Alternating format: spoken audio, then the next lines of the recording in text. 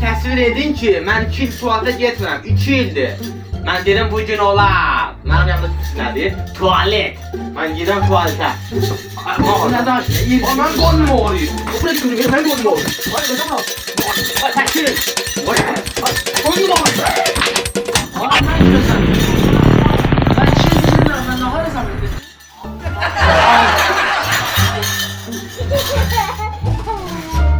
Sən çıx yuxarıya, ikinci mərtəbəyə. Orada televizoru götür, gəl aşağı.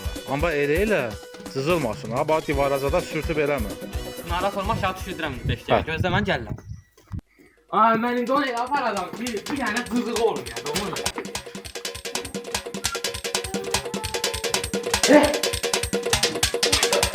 Allah! Uy, gəl.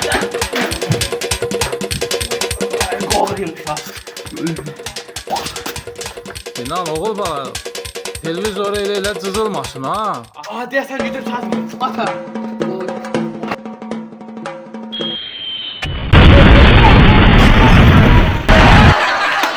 Oy, dədə. Ay Allah. Atam məni mələdədə. Oy, dədə. Sən nə vardı o? Atam mən eləmədim, öldü. Sən mənim televizorumu sındırdın, bura gəl.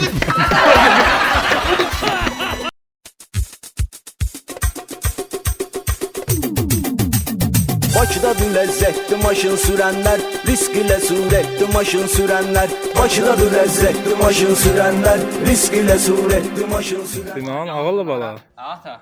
Nə iş görsən? Maşını sildim, ona bax gül kimi sən də. Ay sağ ol, sən mənim ağıllı balamsan. İndi get həyətə şumla, ata da sənə kola alacaq. Amma yaxşı şumla, yaxşı. Mən də gedirəm yatmağa. İndi bura şumlasa mən kola alasan. Ha, alacağam. Ay, söz alasan. Ha, söz. Ay, getdim bak.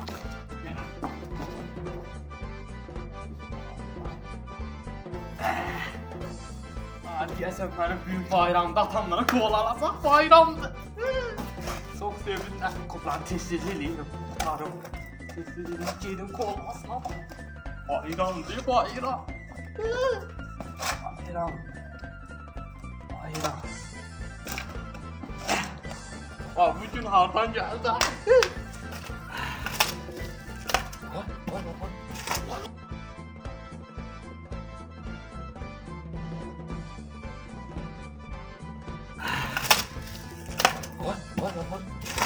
Patkan batmır.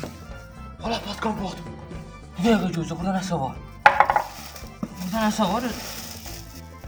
Burada nəsə var? Ay, kola. Bu koladır. Atam da gedib yatmağa. Mamamı gezitsin. Ay Allah, bütün Allah dolur məndə. Kola. Kola, oy.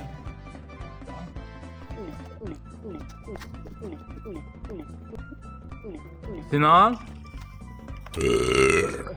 Nə mındar çöşəksən. Mən sənə dedim, yeri şumla, sən burada kola içirsən. Yox, ata sən düzün, mən başa düşməyibsən.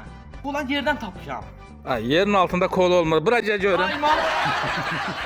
Başına məni bağışla.